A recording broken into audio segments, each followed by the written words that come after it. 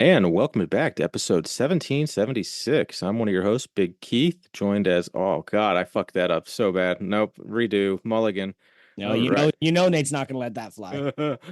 That's going in the Oh podcast. God. Honk, honk! Honk, honk! Welcome back to episode 1776 of the Unpaid and Underrated Podcast, a podcast by crew for crew. I'm one of your hosts, Big Keith, joined as always by here, Big Joey. Hey, And special guest crew this week, we got Big George Green. Hello. Welcome to the podcast, my friend. What are you drinking over there, George? I got a Yingling traditional lager in my Lift Hard, Live Easy koozie. very nice. I do like a good Yingling. I haven't had one in several years, but they are tasty. It's a good classic. Absolutely. I've been calling them younglings, so hey, what do I know? Well, you say a lot of shit. Yep. Oh, Tanner. Yep. No, you're good. I gotta grab a Keats in a second. I'm so tired. I'm gonna smack an ammonia, pop us in. We'll get this going, guys.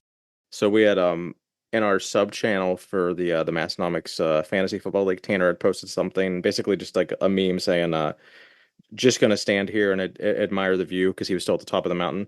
But admire is spelled ASMIRE. And I don't know if that's like a word or not. And my Nope. response to it was, that's probably how Joey would pronounce it. So they got a couple good laughs at that. Nice. But I didn't know. Like, is that like a fancy way to spell admire? No, it's just that D is close to the S on the keyboard. Oh, I yeah. suppose. But it's not like something he typed. It's like Damn it's like a a meme. I guess. Anyway, that kind of fell flat. So, just like my sparkling water this week, it's same as always. Just a Wegmans orange this week. Nice. Nothing special. It's pretty tasty though, so can't go wrong. Did anybody George, what you wearing over this week, buddy? You got a whole little wardrobe going. Oh, yeah, I got the whole wardrobe. So I got my Massonomics trucker cap on. I got the lifting department tee. And off camera, I got the squat shorts on. So I got Nice. the whole ensemble today. Nice. Those are good ones. I didn't realize how every now and then I'll throw those on and not wear like compression underwear. I'll just wear them with my regular underwear. And I realized I watched my videos back last night and my boxer briefs were hanging out like 3 inches past them. And I was like, oh, I can't do that anymore. I guess I'll never wear those after work without like actually putting on different underwear because I just looked so goofy in the video. Oh, I'm also wearing my squat shorts. And what was so confusing there was the idea that you said every once in a while you put them on. I try not to wear anything else lately. And I've actually got my Pursuit of Strength shirt on with the weight loss recently. Some of my smaller shirts are fitting again. So Nice. we are Getting back living into a new fancy. wardrobe. Yep, king of the castle. King of the castle. Whole new wardrobe. I'm not there yet with my weight loss, but maybe someday I'll get back into some of my XLs. For now, I'm rocking out the lift shirt, the OG. Yeah, buddy, weekend warrior. Yeah. That's a good one. Did anybody get a chance to take advantage of the 50% off sale today? Nah, didn't need anything. Had everything actually. What about you, And George? I was just looking at some of those hoodies a while back. It's like, oh, cool, they're on sale. And then there was only one left by the time I caught it, and it was a size smaller than what I wanted. So Yeah, I was able to pick up a with the camouflage hoodie last Nice. minute. So nice. that was actually I was so nervous when I bought it. I ended up ordering the wrong size, and then I texted Tanner real quick, and like I didn't like say, "Hey, can you switch it?" It was just more of like, I fucked up, and then like hoping he could fix it, but if he didn't, like that's fine too. But he just had to take care of it. So and hopefully a 2X comes, but if an XL comes, that's on me for ordering the wrong one. So can't be mad at anybody but myself. I'm Well, excited and for that new they sticker run- that's coming with it. They run small anyway, if I recall. They do, the hoodies, yeah. I put the order in and then I went and tried on my current one that I own because I own the Pursuit of Strength one, and it is a 2X and it fits perfect. So I was like, there's no way a fucking XL would be comfortable. Yep. So Yeah, I've got the OG lift one, the blue one, the Massonomics one that had the first time they put the patch on a hoodie. And I Ooh, put it on the nice. other day and I was just like, this doesn't even go to my wrists. And it was like, anyway, you were gonna say something. Oh yeah, I was sitting there eyeballing the medium, thinking like, I could like maybe wear a medium depending on the size, but if they fit small, Yeah, it'd be tight. Yeah. I like my hoodies baggy. Yep. Yeah, you'd be better off with a large or an extra large, honestly. So I'm not sure if anybody caught on the Discord. Murph had posted a pretty intriguing question, essentially asking, what are some past weights that you used to consider a milestone in your lifting, like something that maybe was a PR or something that you could hardly ever hit, and now it's just like, it's like now it's just like picking up the morning paper. Anything stick out to either of you that it's just like, a few years ago or several years ago was just like this huge achievement, and now it's just like literally, your last warm up or something. George is watching me do a hit of ammonia here. Oh, let's go, dude. Like I've had like three sniff. Like I'm gonna sniff this thing into oblivion after not mix it up with my Zin. Oh Oh, God, that would be Yeah, bad. that's Couldn't dangerous. admit. I Oh, that would. I got the pouches mixed up. yeah. Oh Mm, no, that would Burns a taste little bit more awful. than I'm used to. yeah, it'd be like a to definitely be a level 69 right there on the Yeah. Yeah. stat. That'd be brutal. I think I commented on it and just said like every time Juggernaut tells me to do 405 for anything, like anytime it's like just do some reps of 4 plates, I'm just like, I don't, what if today's the day I can't do that anymore? Yeah. Right? Like that's the thinking in the brain. And you're like, you just gotta try, man. And then it goes up and you're fine. But yeah, I would say that that's definitely that one for me. Nice. Yeah, I think for me is probably the 405 squat. Like I remember the first time I watched a guy do that in the gym. I'd never seen it before, and there was this guy. He looked like someone you just like ripped right out of a comic book. Like chiseled jawline, dude was huge, just fired up. And I see this guy throwing that on the bar. I'm like, oh, that must be like what strong people lift. So like in my brain for years, that was like the goal was to be able to squat 4 plates, and then I got to that about a year ago, and now I'm like, I need more. The pursuit I of strength that never ends. Yeah, it's Absolutely. like like I kept telling myself for years, like, yeah, that's the goal. I'll be happy when I hit that number, and then afterwards, I was like, oh shit, Mhm. no, I did what? that. I think the first time I said I would deadlift 365 and stop. I was like, my body weight, 160 pounds. I think if I could do 365, I think that that's about where I would say I'm done like deadlifting. And yeah, I did like 470 like 2 years later. Like, Nice. Yeah, for me, I wish it was deadlift or squat. But I wouldn't say my numbers have plateaued, but they basically have plateaued. oh yeah, Like me too. I'm fighting. Like I'd have to peak really really hard to like hit my squat PR, like to match PRs on squat and Yeah. deadlift basically. But my bench, I say like my first like meaningful PR on bench was 250. And I think I did that like 10 years ago. And it took me a long time, and now I think my PR rep, like I think I've done 250 for like a set of five on bench or something. So like that's just cool. And then overhead press more recently, like I didn't train overhead press for years, except maybe like once a month. And I was like, I think my PR on overhead press was like 135 a few years ago, or like maybe not a PR, but like an RP like 8.5, 9 working set, Yeah. or like top single. And now I think I can do 135 for like 6 or 7 reps. So at that one, I think I'm the most proud of. Today, my boss actually was like, he doesn't really, we're not friends on social media or anything, and only very seldom talk about like shit outside of work. But he was like, first he asked me if I was losing weight, and I was like, yeah, I'm down like 7 or 8 pounds. And then he was like, are you training shoulders a lot more because your fucking back's getting jacked, or like your upper back? And I was like, yes, I have actually. The past 6 months, I've done exclusively fucking overhead pressing, basically. Yeah. So it was Actually, really cool to like have a blind person kind of like spot that out, and I was like, yes, I haven't Like, done overhead yes, press in like a year. it's I so think much I think the fun. first time I hit body weight on overhead press, I was just like, yeah, which is nothing. It's like 150 pounds or 160 pounds. And then I just didn't do it again. So I've been enjoying it. having a big Did back and big shoulders is where it's at. I don't know what all these people are talking about where they're just like, oh, big biceps. Ox Like biceps? you're on a Zoom call or a Teams call with your work and you're just standing there like that and your just shoulders are massive and you're just like your traps are sticking up and everybody's just like little tiny guys. I think it's hilarious because it's like it's the only way you really look big. yeah. Like big biceps look good, but you don't look big. Hi, Like Morgan. Hello. everybody said hi. It's so I, hot in here. She brought me an ice water. Oh, I've that's got a nice. weird take on, the aesthetics of what looks good being the biggest. I think having a big dump truck Yeah. is where it's at. Yeah. There you I go. don't know why, but it's just like, oh yeah, that guy squats. Oh yeah, Well, definitely. I would say having big posterior in general, Oh, yeah. because I think when you like my hamstrings are fucking gigantic. Like if I got a good leg pump going, my hamstrings stick out like insane, but my butt really doesn't. But I do think Mike Van Wyck calling people with big butts and no hamstrings seagulls was one of the funniest things I ever heard. I saw I Like saw you're walking around look like fucking seagulls, mine.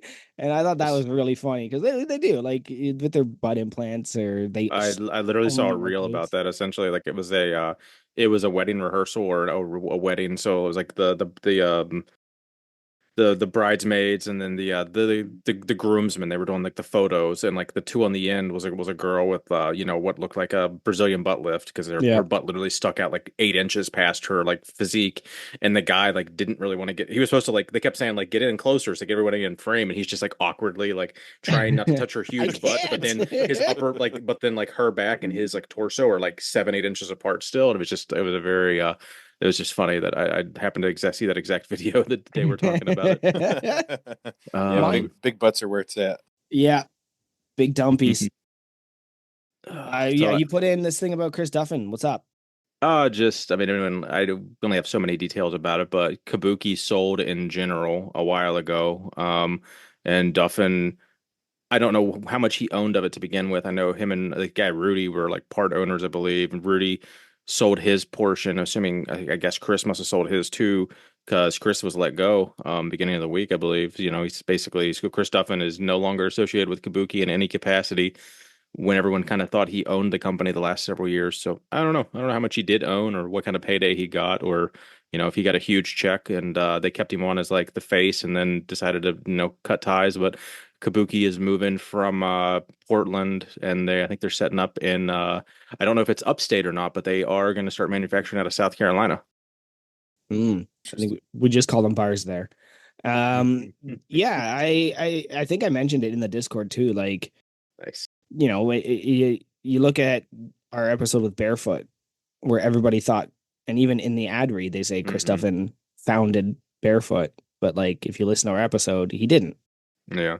Right? Blake and Ryan founded it and then asked him to be a part of it, and then he became the face. And like, I just wonder how often that happens, right? Hmm.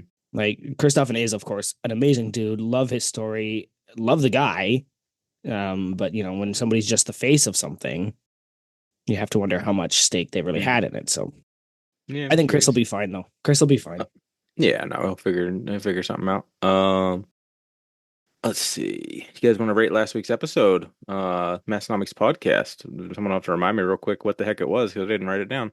That It was was a the good too episode. many too many Oh powerlifting yeah, yeah, feds. yeah, yeah, Yeah. yeah, yeah. That was a That good that's one. a, that's a fun one. Yeah. How many? All right, just let's start. How many powerlifting federations have you guys competed in? I'm at two.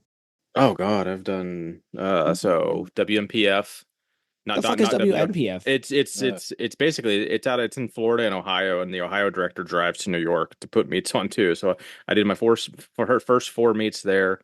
I did a bunch of USPA meets. I've done USAPL meets, and I guess one XPC meet, and then maybe whatever Dave does in a couple years if I don't get invited to do strongman. George?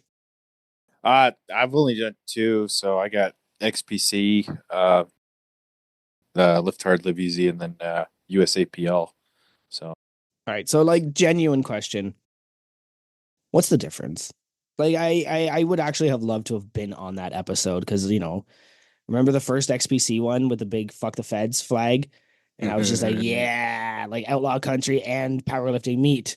And like I've been in unsanctioned meets, I've been in a WRPF and XPC, opposite ends of the country, been to the Arnold watching things, and it's just a matter of like these little tiny rules that they change. Like Yeah. like sometimes you have to have specific shoes and sometimes you don't. And sometimes you need this belt and sometimes you don't. And it's just I actually really firmly agree with Tanner and Tommy. It doesn't fucking matter. Like feds, Yeah. if you got a good, I'm gonna do whatever Dave does.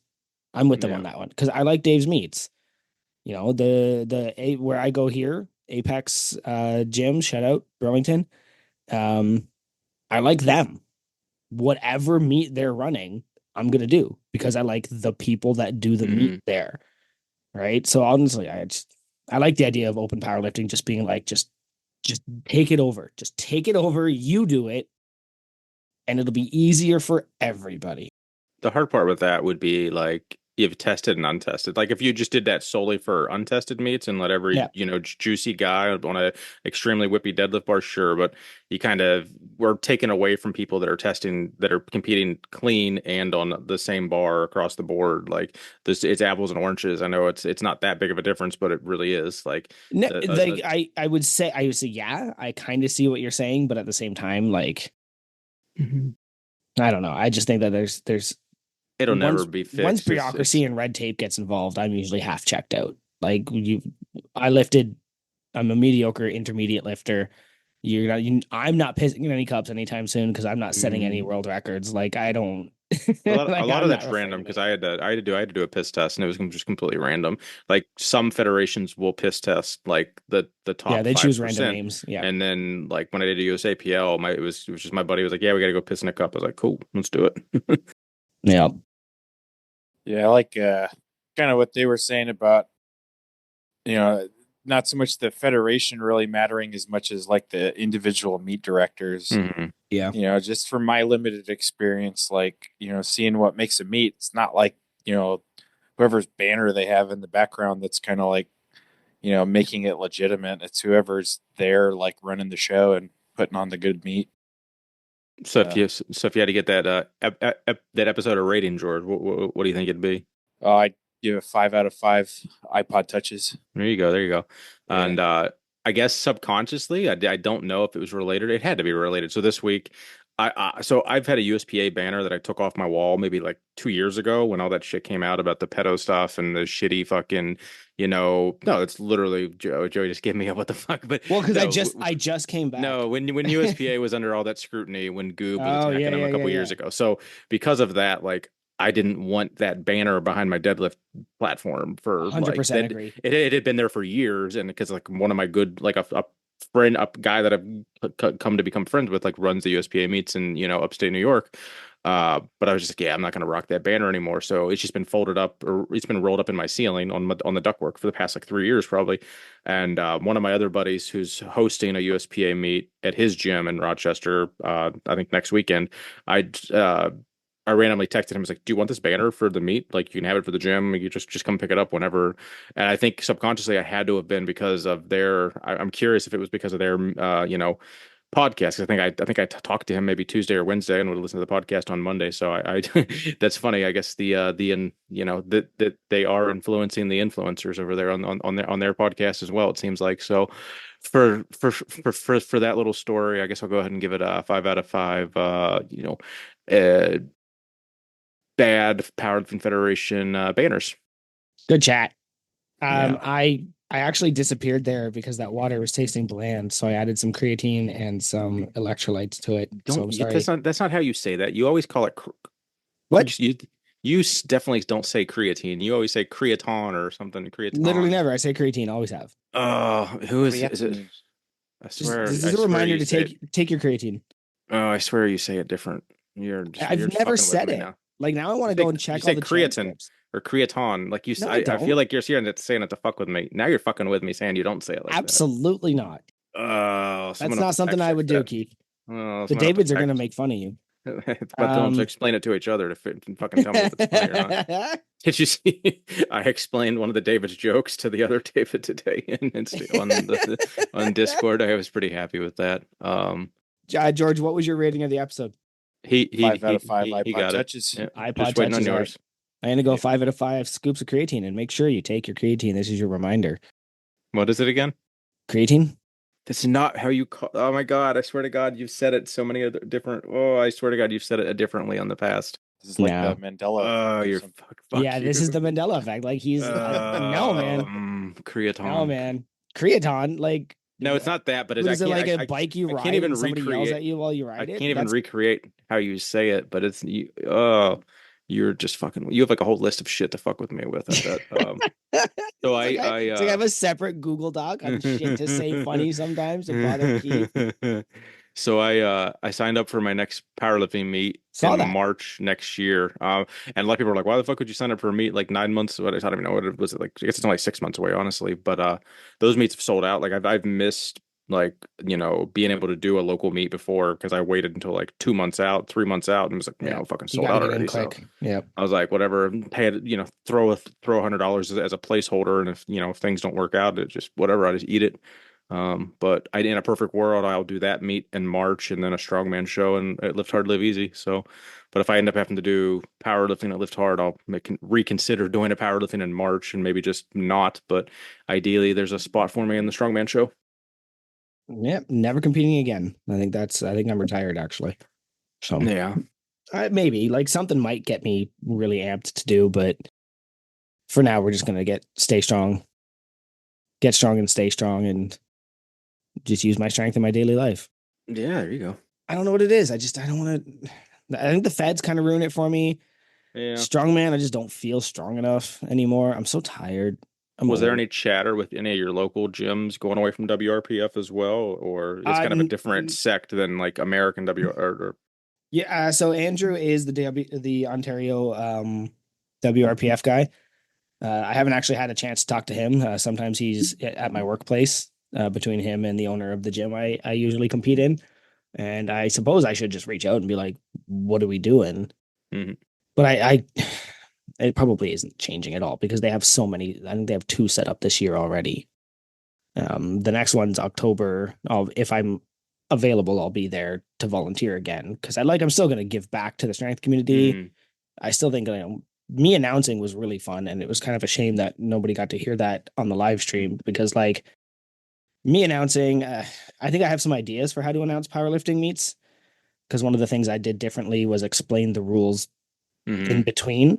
And I think maybe, having a little bit of a show with an empty bar and be like, if this is your first powerlifting meet, here's what you're going to be looking for. Like, get the crowd engaged so the crowd can kind of help judge and like, so if they see it, they could I like that idea because that's what I was doing, right? Like, I would say, the weight is up, but what do the judges say? Two reds. And then I would say, judges, why? And the judges they would motion to me and I would tell the crowd, two red lights for hitching or whatever, and like I think that kind of helps the crowd kind of understand what's No, it definitely happening. does, I feel. And then yeah, somebody, I got a lot of compliments, like random strangers came up and they were just like, you're really good at that, you should keep doing that because like I know my kid does this and I'm here to watch my kid, but I have no clue what's happening. And I kind of want to do that a little more. I think that was really fun, so I'll definitely be doing that. But as far as actually like lifting again, I don't know. I'm going to start my own federation, remember? Yeah. Pew the the pew or The something. PPOO, the powerlifting extremely expensive power operations open Yes. powerlifting. Yeah, it's gonna be PPOO. It's gonna be great. That does have me Nice. thinking back of like of all the meets I've gone to or competed in and like the variety of either no commentator, shitty commentator, or amazing commentator. And it's been kind of all between everything in between. Like WMPF, literally they were lucky if they even fucking had a venue, let alone a commentator. USPA, at least and this is all specific to like your meet director. It's not going to like whatever I say about it isn't going to dictate from every single meet, uh, across the board under that banner. But the USPA, it kind of would bounce back and forth between the meet director, if he couldn't get a DJ basically, or a can. But then one of my other buddies actually does do the commentary at him if he's available, and then USAPL not the best here locally as far as commentary. Um, then Dave was, out in XPC. It was it year one. Dave did most of it, and then Tanner hopped on a bit, and then the kid, the cowboy from the Minnesota Department of Lifting team that He was stepped good. in. He literally like Yeah. saved that meet as far as Yep. not having to bug. Like when Dave doesn't have to be on the microphone, it's probably a lot easier to help like be available for other shit. So like that was pretty clutch. Yeah, it was. I mean, I also got to DJ a little bit at the last meet, and I regret not playing Sandstorm 15 times. I think that that's definitely We what a need more DJ strawberry should wine. do.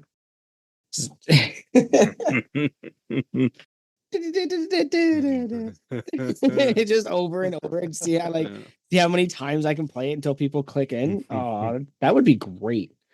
Anyway, I didn't rate it. I'm gonna give that episode 5 out of 5 defunct powerlifting federations. There you go. George, before we get into your ad reads, is there anything else from the lifting world or mastonomics world that we missed that you want to touch base on? Always, you know, I think from my experience, like we've had some pretty good meet directors here, so it's kind of cool when you have like a local meet director that runs USAPL or something really great. They got a good following. They've done it a while, and you can kind of see those all those years of doing it really kind of come together in a nice meet where they got like a good MC and all that kind of stuff. So I think it's cool. I've been pretty lucky with my limited experience where I haven't had any duds of meets so far, but I don't know. We'll see how that goes. Mm-hmm. There's always the next one. Yep. There's always the next one to suck. Dumb, dumb question here. Sorry. What the fuck is what does the acronym MC stand for? Master of Ceremonies. Is it? Yeah. Okay. That makes sense. Yeah. I think I knew that now that you said it. Yeah, that makes more sense.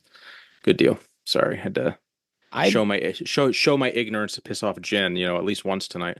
I'm actually very happy I had that answer that quickly. There we go. That's the creatine shot, right? You guys heard that they did that experiment on creatine, right?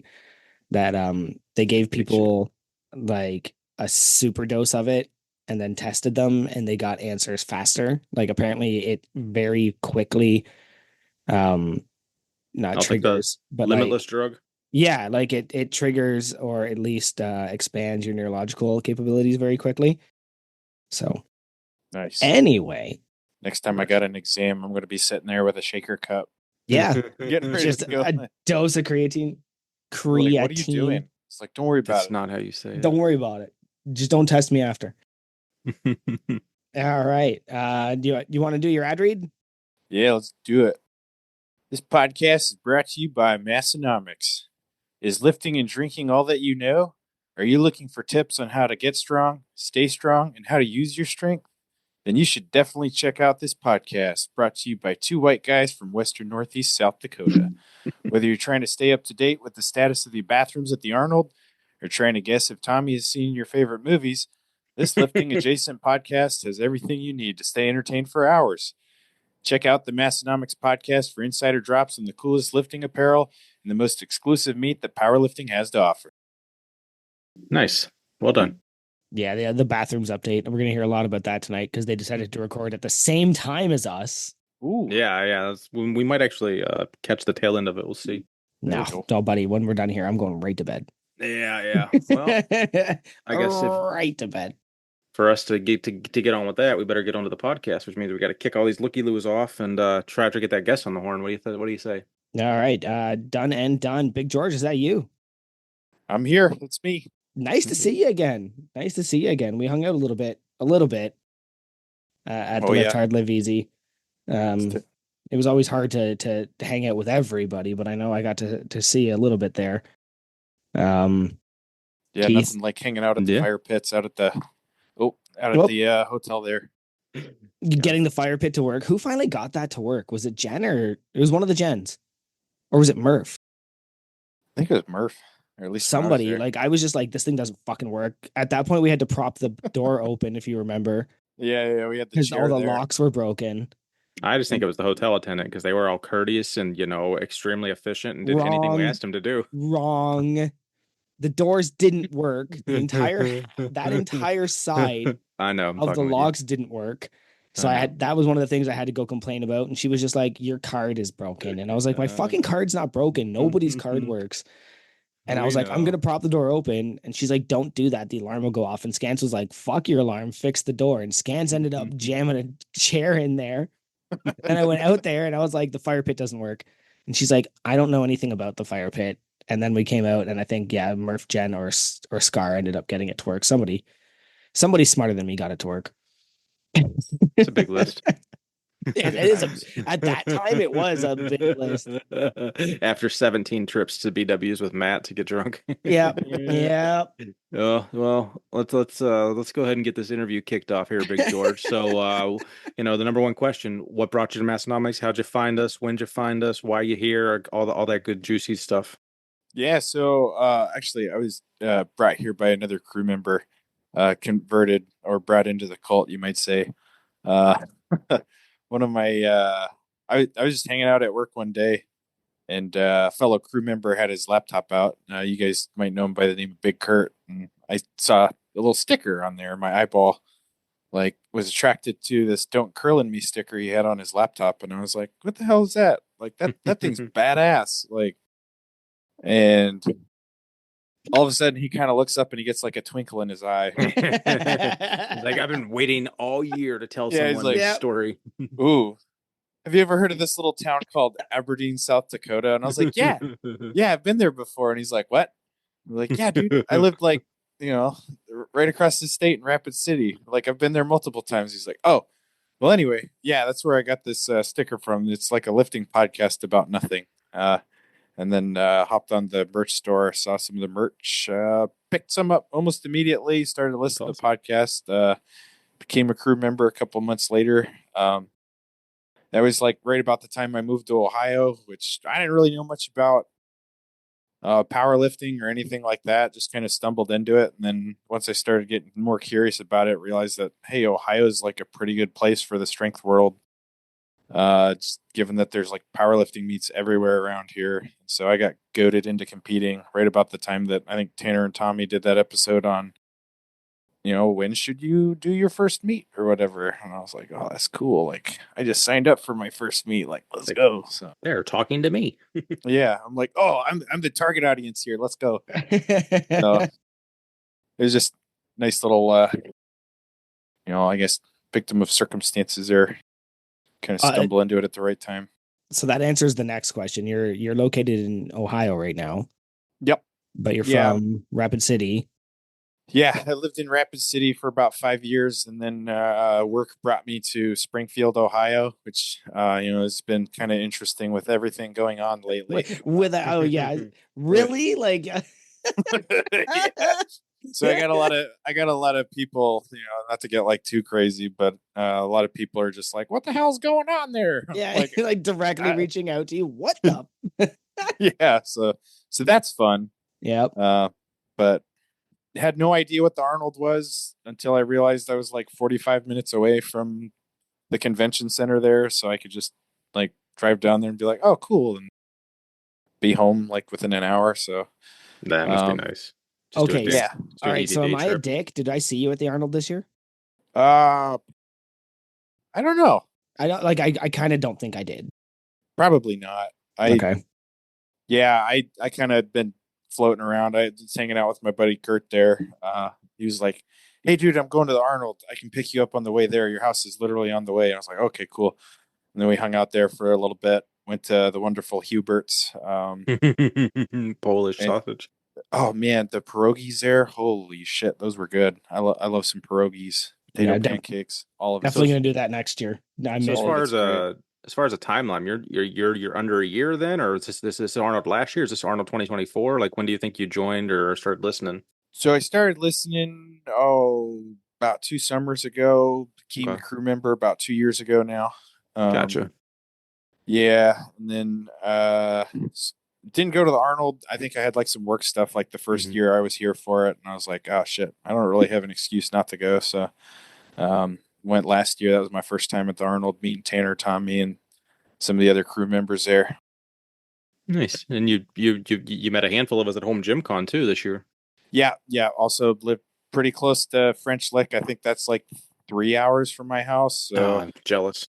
yeah, yeah. So one of the guys I work with, Big Kurt, he was the director for the first strongman throwdown that they're doing at Home Gym Con, and he was like, "Hey, dude, I know you're a power lifter, but you want to help me throw a strongman show together?" And I was like, "Yeah, cool. Like, I don't know shit about strongman, but I'll like put numbers in the computer for you and DJ, I guess." So, There you go. Are you signed up to help him again next year? Or you yep. thinking you're gonna throw your hat?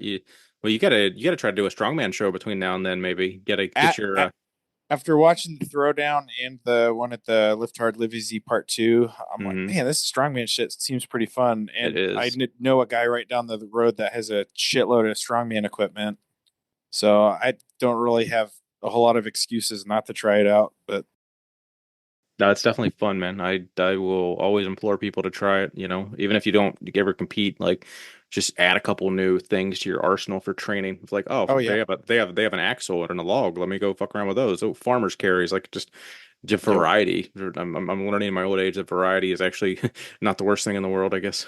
Just pick up yeah. rocks. Just pick Like up rocks. Yeah. Go down to the creek and be like, "There's a big rock. I'm gonna pick that up."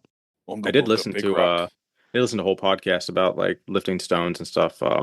Vintage Weights Rob interviewed a dude that like it's his whole shtick is like picking up rocks and stuff. So that was kind of interesting to like over in Ireland and like they'll tag them on Google Maps and stuff. So like the Yeah. same like people can go find them and shit. So that was kind of neat. There's a map of the states of big rocks. Because you can register your rocks. Mine isn't registered because it's only like 108 pounds. And I remember thinking like, oh, this rock is heavy and like having some trouble with it. And then Steve came over and lifted it. And then I was like, wait, is it not that heavy? And then I just started throwing it around like it was nothing. And I was like, so it's not. So I need a bigger rock. Um, so what's your Hall of Fame status after a couple of years there? So right now I'm at 9. Um, Does this I get you got 10 or is this 9? so this will be number 9 right here. So really, it's just time. Missing a couple there, just as far as crew member time, and then uh, don't have any of the band merch. That's something I was kind of kicking myself for not getting in Oh on yeah, that. Like, that would have been easy enough to pick it up at the Arnold Especially or today at with the shorts. Liftard. yeah, yeah. Were So the shorts I think the Yes. shorts were the old logo or the No, new yeah. logo. Tanner Did I pointed miss? out, he said, by the way, the shorts that are on Ah, 50% are okay, the old logo. So gotcha, today gotcha. oh would shit. have All been right, a lot of well, people's chance to get a band logo. I'm gonna hop on that train real quick. So Yeah, stand by. Talk amongst yourselves. I'm pretty George sure has some most of them. shopping to do. I yeah, don't I'll know if there's much have left to in get some sizes. shorts here pretty quick. Even if they don't fit, I'll make them work. um, Just cut them into silkies.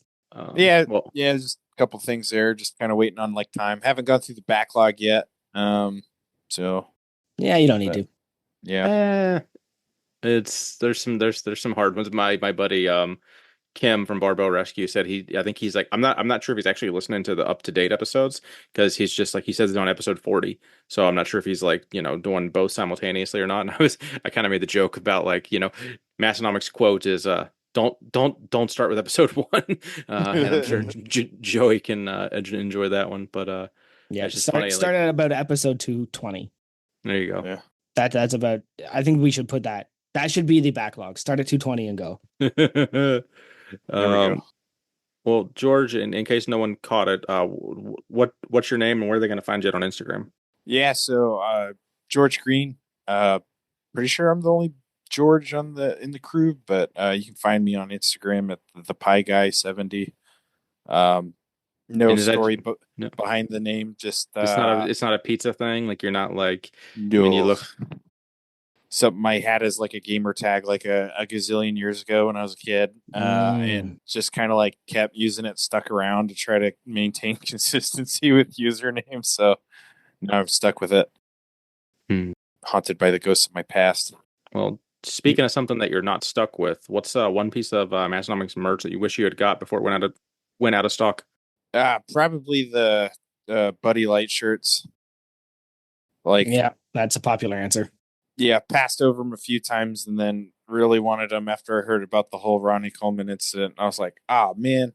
So I'm hoping like maybe someday I'll be out like geocaching or something, and then I'll just like unearth all the ones that Tanner buried somewhere. Like, ooh, look, I found the lost Buddy Light shirts. It's like the the Nintendo ET games. Yeah, yeah, something like that. Like, oh, there they are. Here's the cursed merchandise.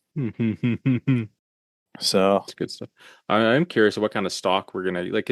I feel like they purge their all their stuff once a year. I feel like this is the second or third 50% off sale I've been a part of or seen. So and I'm assuming it's going to be followed by like, new inventory, completely new stuff. Like we're not just going to get, the same stuff again. You would think. I'm curious if we're actually going to get new stuff, or they're going to release, if they're going to go back into the vault for some, some classics. I'm curious what we're going to see over the next few months. Nothing beats new stuff. Yeah. That's what my daughter calls noodles. So when you say new, all I can think of is her saying, "Daddy, more new news." Sure, buddy. All right. Do you want to start with the least fun? Most Yeah, fun? no, we're good. Perfect time. Hit him with it. So, George, I got. I'm not sure if you're familiar with this. This new game we play. It's called Least Fun, Most Fun. So I'm gonna pick a New game. topic.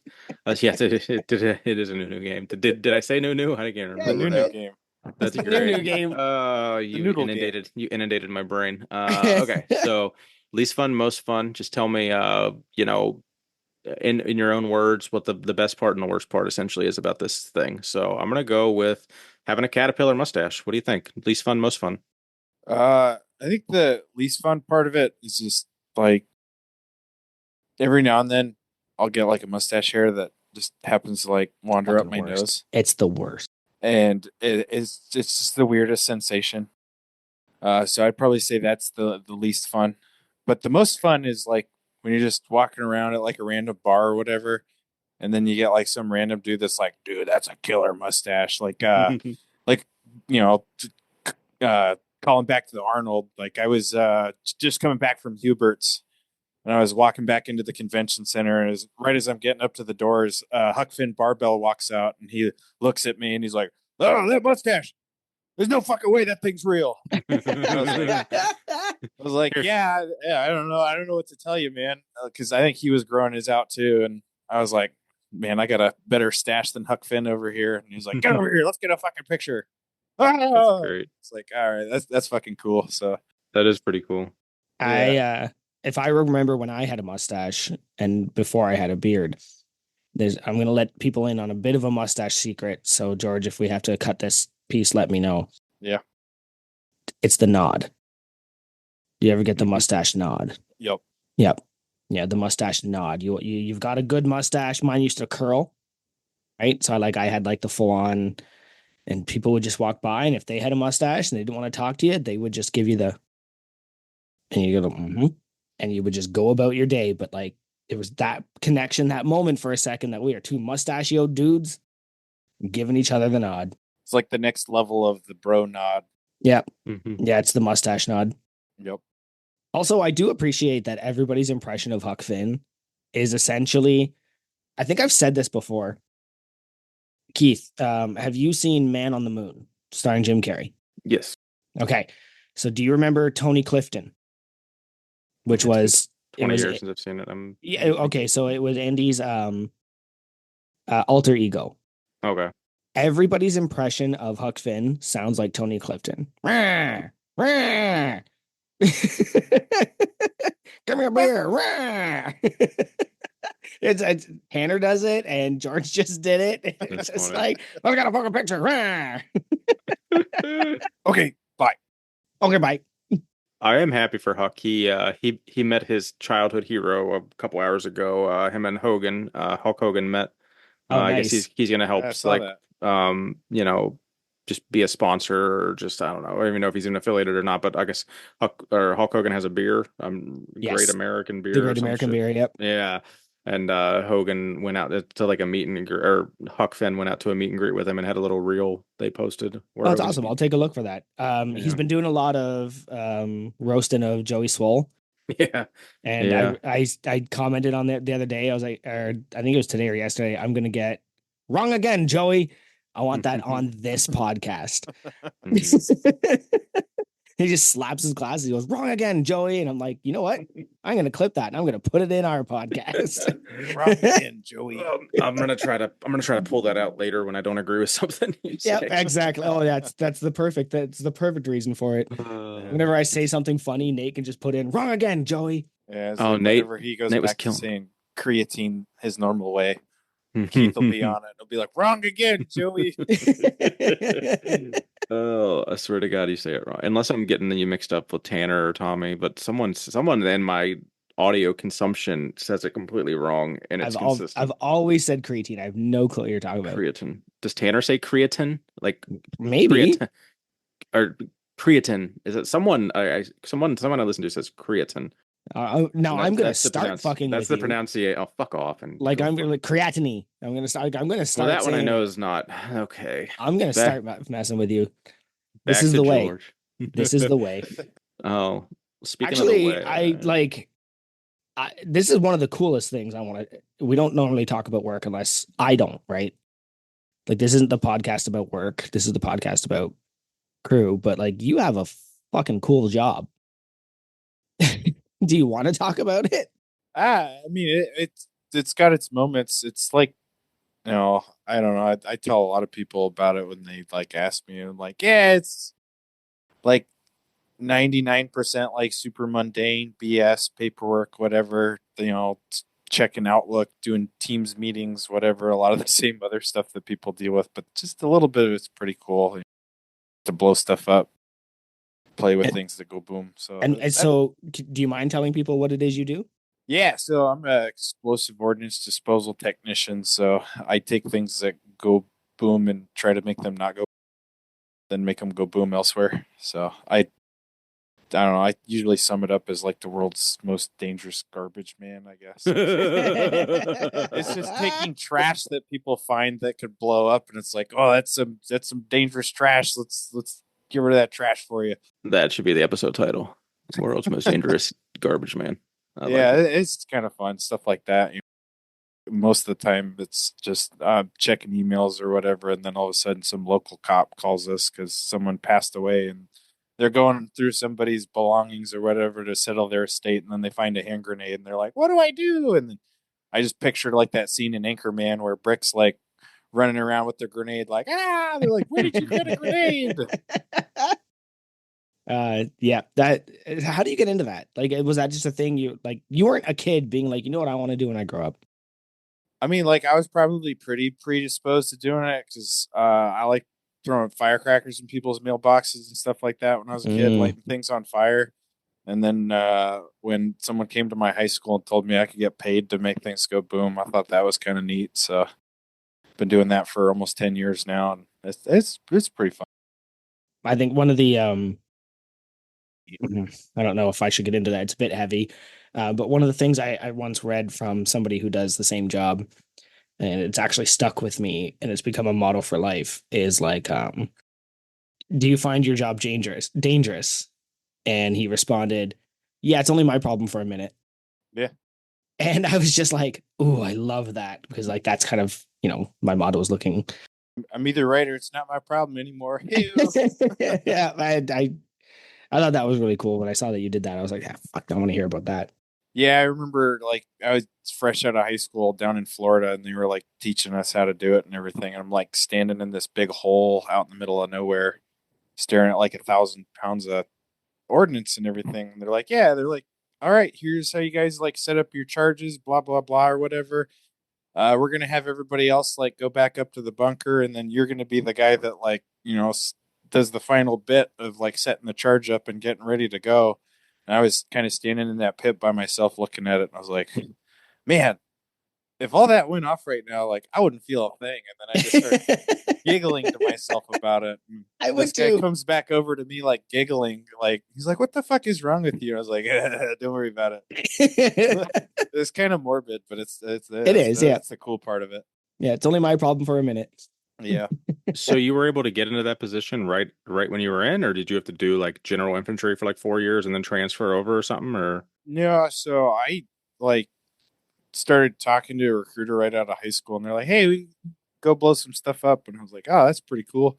Didn't have to like transfer over from everything else. It depends like what service you do, like because Mhm. it's like the one job in the military that like every branch has, whether like Army, Air Force, Navy, Marine Corps, they all have like the same specialty. We all go to the same school, but then we like go off to our own services. So you kind of get to like see a little bit of all the different branches when you're going through down there. And then you go back and do it kind of, the Air Force's way or the Army's way or the Navy's way, depending on what you're in. So the Air You're in the Force air just lets you're you. in the Air Force, right? Yeah, you and Yeah, Carter yeah. Air Force. Oh, yeah, that's what I thought. So the Air Force is one of the branches that just lets you hop right into it. So been doing that pretty much since I stopped working construction after high school. There are a couple things here. Like, why do the name Merino keeps coming up over and over again? Oh, Like, do you want to talk about that? What does that mean? yeah. So it's like a reference to merino wool. Uh, Kind of a big sock guy. Big You know, sock guy. yeah. I'm very particular about my socks. I like having good socks. Hmm. My old man once told me, never cheap out on any the ground, and I'm like, well, I got to take care of your feet. I got tired of getting That's good blisters and all this advice. other stuff.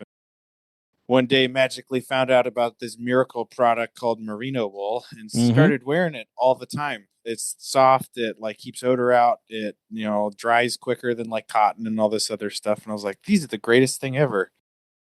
And then some people gave that to me as a nickname one time because I was at a house party and I was hanging out in a friend's kitchen.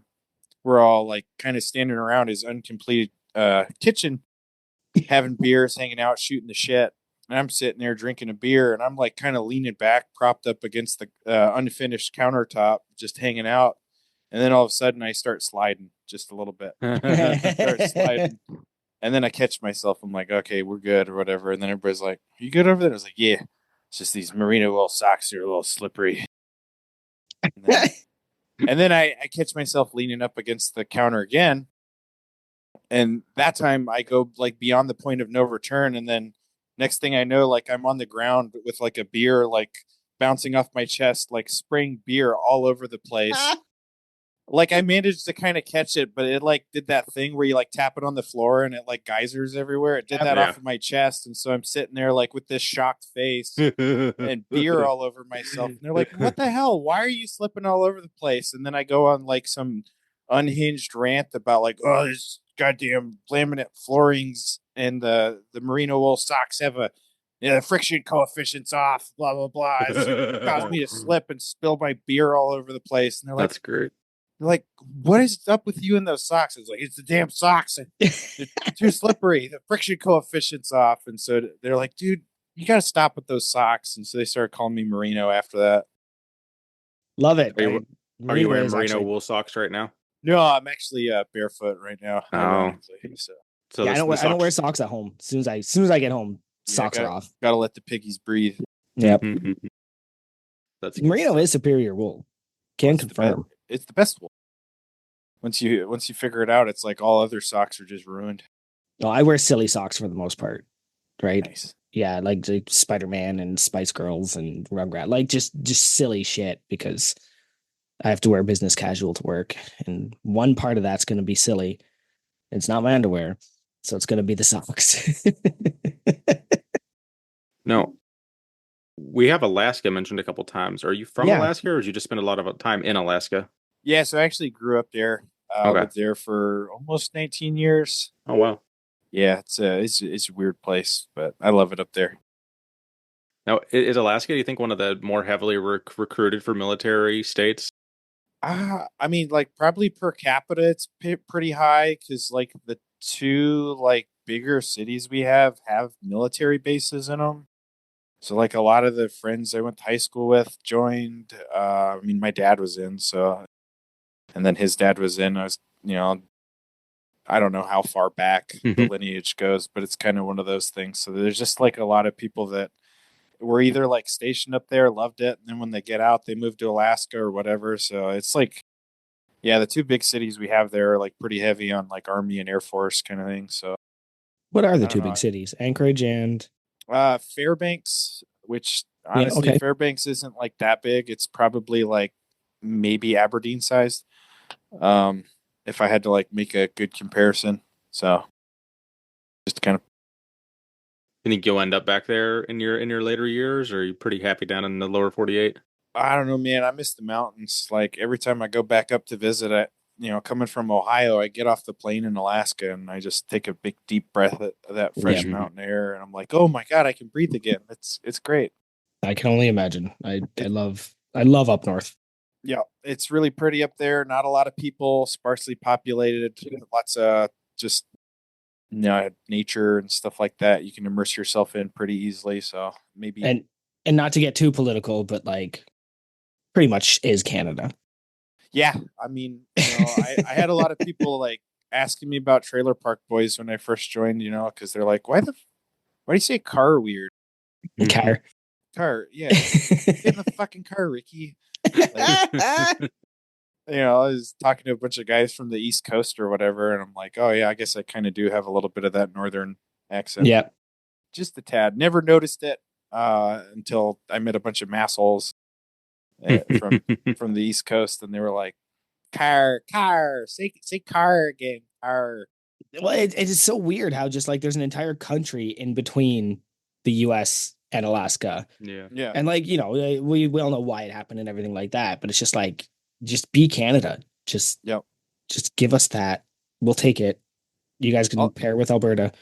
I'll take like half a Canadian label because my mom's actually originally from Canada, so That's the spirit. yeah, 50%. Yeah, you're yeah, outnumbered now, Keith. half Canadian. Oh, it's Yeah, okay. we got 1.5 Canadians in here. Well, I mean, you factor in Joey's size. I think I still outnumber you guys. Ooh, factor in deadlifts, and I think we outnumber you. Oh, I got a big deadlift tomorrow. I'm excited for. I got a triple on the axle, 18-inch axle bar. So see what I'm kind still on of. hypertrophy. Fucking hypertrophy. I hate it so much. You always I'm feel just super jacked during hypertrophy, but like you're just always tired. You're just always beat up and tired. All right. Tired. Always always tired. tired has been my Facebook status for the last 20 years. The hell is Facebook? I don't know. And you make more posts than I do. What is did we cover what lamp is and why you love it? Because he loves lamp. It's from I don't. Anchorman. Oh, that was the yeah, I didn't get that earlier because I don't know what Anchorman is. I know. Right? I quote Yeah. that movie a lot. There's just some movies that Keith refuses to watch on principle now Now because it's he just hates spite. Oh, fun. I'm so spiteful. I will never. And oh, is Shrek something I should watch? Because I don't know. I think I missed the boat on that one. Shrek Uh, movie. I think I'm too old to watch Shrek. yeah, never I watch know. Shrek. You're not Oh, it's allowed gonna now. piss Jim off. I did start a list. We'll see if I ever get to it though. What is the coolest thing you have ever 3D printed? Oh man. Uh, I've made some things that go boom. Like, You can 3D print that? well, I mean, sort of. Like, you can basically make like certain shapes with explosives, kind of, and so you can make like a little container that like molds it to, the explosives to behave a certain way. Ah, So okay, I if you're gotcha. like, hey, I Cool. want to Okay. like pop this thing open or whatever, I've done some of that, like That's kind pretty of as neat. like work stuff. Yeah, I'm gonna like 3D print this like big soup can, makes big holes and stuff. That's probably one up there. Are you helping Kurt with any of his 3D printing of those miniature power racks he's fucking around with? Well, Or have yeah, you it's done funny. or have you done any of those? Not yet, but I'd been doing a little bit, and me and one of the other guys that we both know were doing a bunch of it, and he was like, "Wow, that's pretty cool. Like, I want to learn about 3D printing." And so we like kind of gave him a crash course, and now this guy probably knows more about it than I do at this point. Like, he went out, bought one, and like went off the deep end with like making his Yeah. own CAD designs and 3D printing. I haven't even touched CAD yet. I just like squirting out other people's designs. Nice. So as far as lifting, you're currently just kind of in limbo between your next meet or your next show, or anything on the radar, or what are you using for programming or anything like that? Nothing on the radar right now. Been using Jug. I just kind of like after a Lift Hard, Live Easy Classic, I was like took a little bit of time off because I was like, man, I don't want to touch a barbell for at least a little while. And then after about a week, I was like, I haven't been to the gym. Like this is an existential crisis. I need to go, and so I just started another Jug program. I've been doing that until I can maybe find something a little closer to here, which shouldn't be hard since it's Ohio Yeah, there should and be a there's you like should be able to throw a meets rock and hit everywhere. fucking 7 meets. Yeah. So I just got to shit or get off the pot and find something around here, maybe in the winter time. Do like a good winter somewhere around Christmas. Well, It now's the time to sign up before shit starts selling out, or Yeah. the timing doesn't work out for the peak. it do be like that. You're like you do a peaking and then you do your meet and you're just like, I'm so sore and so tired. I don't want to do this anymore. And then yeah, like about a week, maybe two later, you're going, I miss my barbell so much. You just like you start to like feel Miss the the pump. withdrawal. Yeah. Yeah. I missed the pump. Get me back in. Time to start all over again. Yeah. Right back to Time the bridge block. Let's go. time to hate this again in a year. Yeah. Here's one of Keith's favorite things. What a lot Fuck, somebody did it to me the other day too. Four-way stops. of. God. Yeah, like it's the worst. And you're like, it's your turn, go, it's your turn, go, it's your turn, go. And then they stick their hand out the window and they wave you, and you're like, it's not my fucking turn. Like, I Yeah, hate like that. yeah, I don't know what it is about Ohio, but like ever since I moved here, um people in Ohio are like, "Oh, I'm gonna be like super nice," and even though I've already been here for like what seems like an eternity, I'm gonna wave this other guy through. And then as you're like sitting there trying to figure out who's gonna go, somebody else comes over and like watches you like waving back and forth. And so now I just get to the point where I'll just like sit there and just kind of like stare at them. They'll like wave at me, and they'll be like, "Okay, he's not going," and then they'll throw their hand up and go. I don't know what it is about Ohio, but I'm like, just take the right away, move on. It's because they're all worried they're gonna hit a deer Yeah, Yeah, there's a lot of that. or an opossum. I or an almost, yeah, opossum. I had I'd say it today. I think it's today. There was a squirrel on the road. I had to kind of, I didn't have, I mean, it was a slow back road, so I didn't feel bad about kind of almost coming to a stop. But if it was like the main road, I would have just, we'll see. And then there was ducks or geese, I guess it would have been silly geese that I had to kind of completely stop for. And then the one was just, it kind of like froze and did like, went one way for like a couple steps and then went the other way and then back and forth. It basically did like three stutter steps before it got the fuck out of the way. So I was like, I was in my company truck, so I wasn't in a hurry though. At least you ain't got to worry about moose. Oh God, that would be. Oh, did you guys watch that fucking video that Tanner was talking about? The dude riding. Did we talk about that yet? Oh, the guy in Man a on a buffalo. moose. Yeah. Guy on a Yeah, buffalo. There that was was fake. That was a horse with a buffalo Was thing it put over really? it. It had to have been. I don't Like the know. legs were too skinny and moving. Like there was no way that was real buffalo. I don't know. It looked like it was. Nah. It looked like a legit TV show too. Which, if it was a TV show, for sure it was fake. But I don't know. And it was like in like the '70s or the '60s. So Yeah, I I was don't know. watching it and I was just looking at the legs going like those look too long to be buffalo legs. I don't know because the one dude like said his dad tried the same thing and he reached out to the guy that did it and like had a whole conversation with him about it. The Yeah. Seth Albers. I thought about that too. So I don't know. I'll have to maybe deep dive that, but No, it was you won't catch me fucking around with no buffalo and no, moose. no. The like do moose actually exist in the US or are they like aware of the border? Like do they just stop at the border and like I'm not going over there. I don't know. I I've mean, never they go seen into them. Alaska, but I guess that's not. It's Yeah. basically Canada, so Yeah, like geographically is Canada. So okay, it's clearly not like a border thing. It's just yeah, I just never hear of Americans talk about moose. It's Mm-mm. strictly a Canadian animal. I think Yeah, they I'm not have them. sure. They just kind of like scratch I the think I surface. I think there's sightings. You just see them. I think like literally what Tanner was talking about. Like when they see Oh one, it's yeah, on the news for like in the whole fucking state for like a week. So I think I've seen like tidbits like that on YouTube or like news clips or something, but it's not like a daily or weekly occurrence. I can't imagine, at least not anywhere around here. yeah. That was a fun little story to listen to. Where they're like, "Yeah, look, a moose is here. It makes the news." I'm like, "That's just like a normal Tuesday in the backyard. You just walk out and Mhm. you're like, oh, yep, another one." And moose are terrifying, Oh yeah, right? Like I love watching when me and Steve were driving and we saw the moose come out, the cow and the calf, and cars were pulling over to try and get close. And me and Steve were like, fuck that. Like, we know better. You guys are clearly tourists. You do not get close because they are gigantic and they will mess you up. So as far as Alaska, outside of like sights and scenery and like, just the view and whatnot, what's like the one thing you miss the most, you would say? probably fishing. I like Okay. fishing up there. It's just cool pastime I did with my dad growing up. It's It's good got fishing. like yeah, there's world class fishing everywhere. Salmon run comes in. You're just out there hanging out on the water. Everywhere looks like a screensaver, and then you're just sitting there catching like this delicious food and making memories. It's just a good time. It does I sound love, fun.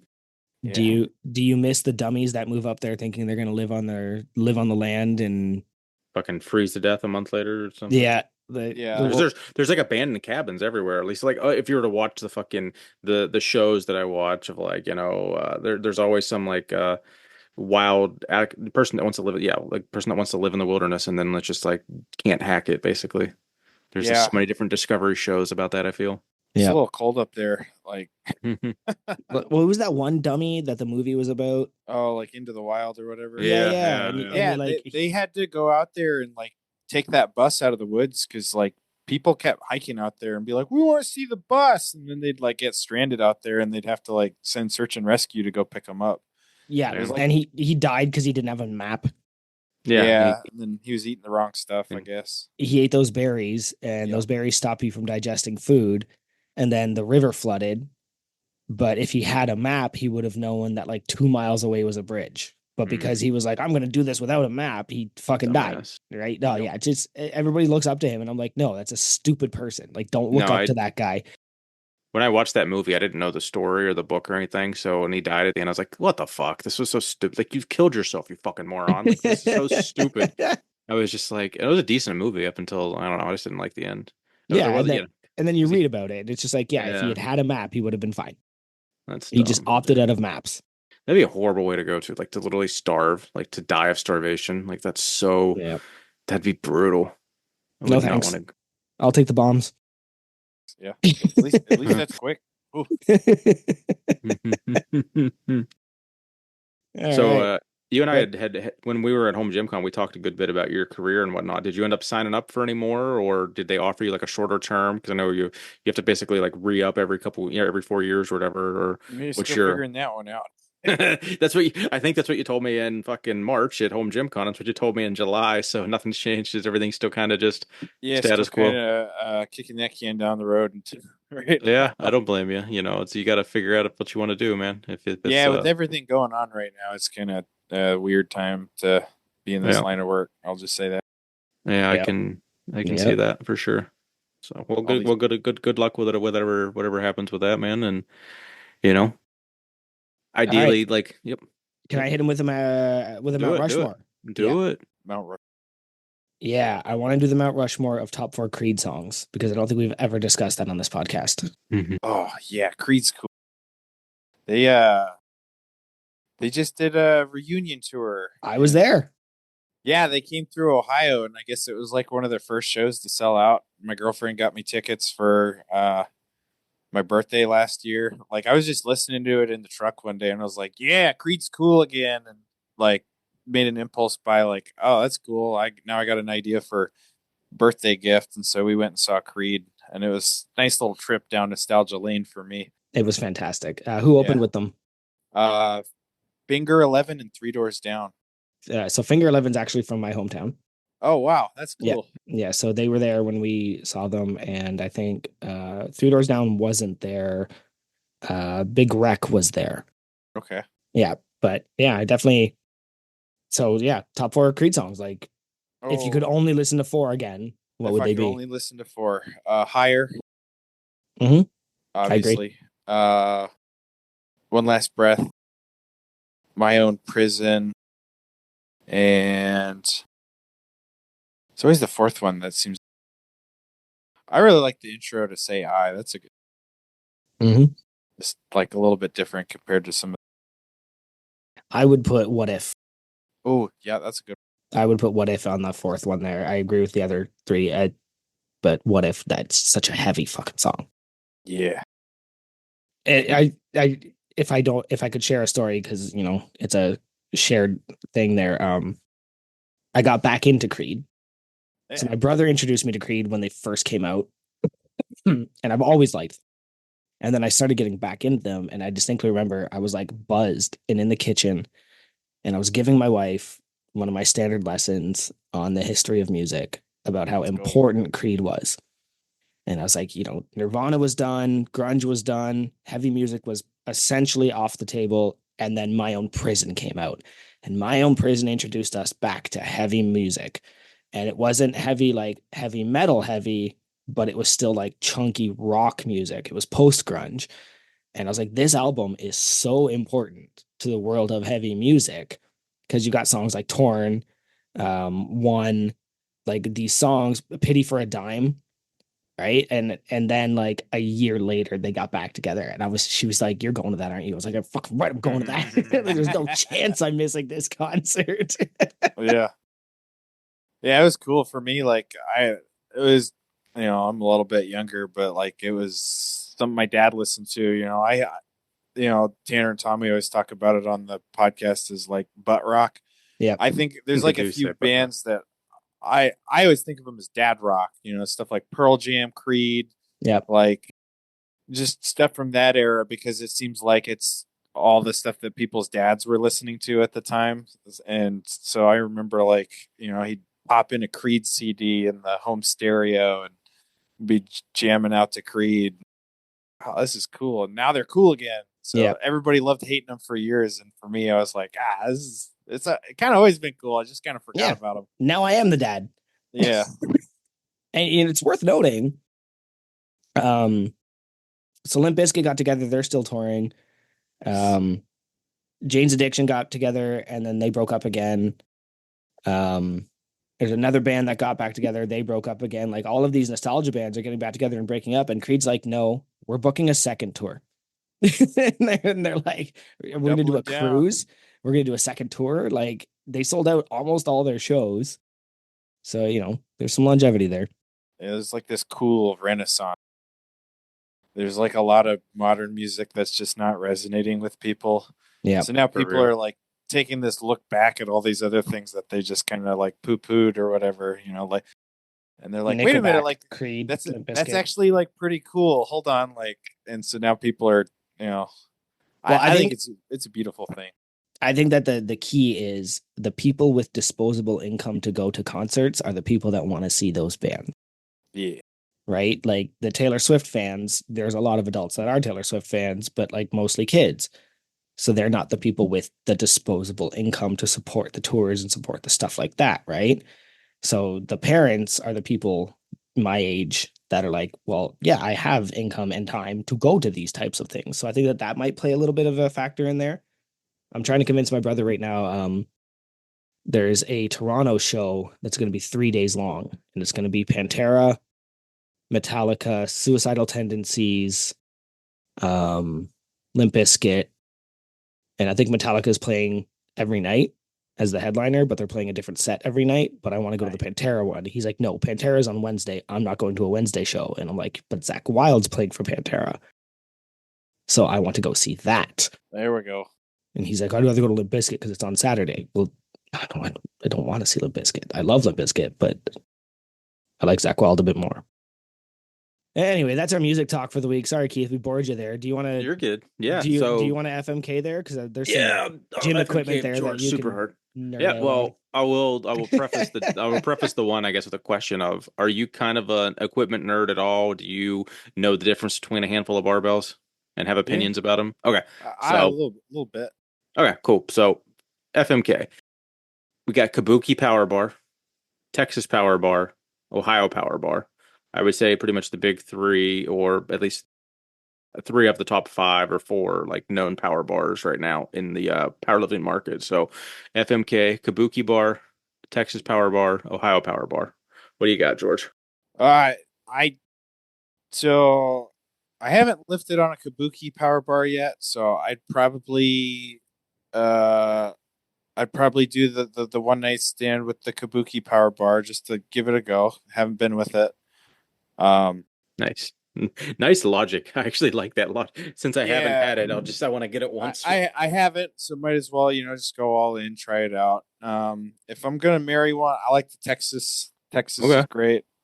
Um I'm kind of already married to an Ohio bar right now, so it kind of sounds contradictory, but I do love the Texas power bars. They're great. Nice. I've lifted on those quite a few times. They're fun. Um, and so I guess that just leaves me killing the Ohio bar, even though Yeah. I'm in Ohio. They're everywhere. They're kind of more accessible, generally Yeah. speaking, I think. Um, but that's just kind of what I'm with right now. So I'm going to go Yeah. for the other two as far as the fun goes. There you go. That's a fair answer across the board. I'll hit you with one more FMK that might resonate a little deeper and have a little more stronger opinions on. So we're gonna go with fishing, hunting, Lifting weights, FMK. Oh Fishing, hunting, lifting weights. shit. Figure this one might be a little harder for you. Yeah. Oh, His eyes are getting all bulgy. He doesn't know what to do. I want to do all of them because, like, I bet. fishing and hunting means you got lots of protein for the gains. Yeah. You got like a chest full of deer meat or fish or whatever. I feel like they kind of go hand. Makes it easier to pack a deer out of the strong enough to pick it up, I guess, throw Yeah. it in the truck. Oh man, that's a tough one. Yeah, there's so many ways to look at it. It's like, Honestly, like if I had to kill one, I'd probably kill hunting. mhm. Um, Guess I'm kind of do it in reverse order, but just because like Yeah, depending on where whatever you're order you at, want. like hunting is kind of dead in some places where they're just like super crowded, too many people out there, not a lot of public land Bigger barrier to available. entry too, probably too. So, Yeah, so like in Ohio, for example, it's kind of hard to get into hunting here because of how populated it is. Whereas like in Alaska or South Dakota, it's pretty easy. Did it all the mhm. time. Can't really do it as much here. So haven't really been doing it that much lately anyway. So I'd probably just kill it. As much as I'd hate to do so, it'd be like a mercy kill. Like, yeah, sorry. Um. Oh, and then So I'd fishing probably, and lifting. I'd probably marry lifting just because it's a nice pursuit that like kind of always do it wherever. It's kind of hard to like find a place that doesn't have a or somewhere where you can make a home gym. Mhm. Going fishing once in a while is nice. I'm not quite as committed to that as Nice. It's nice to make you squirm a little bit there. So that was good. That was like yeah. that was a good one. Whoever It submitted was a that one, tough one. that was well done. So we spoke earlier a little bit about the dummies that go to Alaska to try and live off the land, but somebody did mention your survival skills. Is survivalism a thing that like you're really interested in? I mean, kind of like I've farted around with it a little bit because like I grew up camping, hunting, spending lots of time out in the wilderness just because I was like bored as a kid. And I'm like, I'm gonna go out in the woods, try to like start a fire, build a Mm-hmm. fort and stuff. And I started watching this show Alone, where like Mm-hmm. send I all saw the it. guys Yep. out on TV, and they're like, who could last the longest? And I'll just be sitting there like watching some of these guys, like, oh, I could do that shit. It's pretty fun. I haven't really like done like a good trip where I'm out in the wilderness in quite a while since there's not a lot of wilderness in Ohio, not accessible as it is out west, but it's fun. I love that kind of stuff.